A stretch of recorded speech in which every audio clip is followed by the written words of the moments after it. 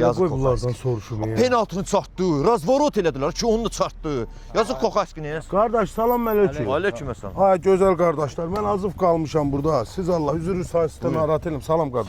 Salam. Elə bil ki, burada deyirlər avtokredit var. İli 90-cı ildən yuxarı, Luboy maşını 20 dəqiqə kreditə salırlar, pul verirlər. Maşının qalı özündən nömrəsi də dəyişmir. İndi mənə də təcili pul lazım, aparım maşını kreditə salam.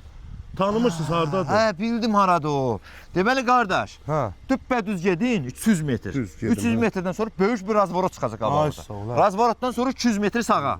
Sağa döndünüz, təzədən düppədüz gedəsiz, qabağınıza svetofor çıxacaq.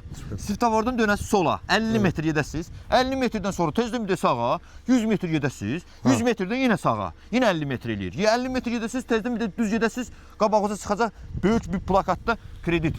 Avtokredit, hə. Hə, oldu qardaş. Çox sağ ol. Sağ olun. Sağa gedib, sola kuruq. Hə. Belə adres olar, qoy gedim görüm, tapa biləcəm. Sağ olun abi, Allah razı olsun.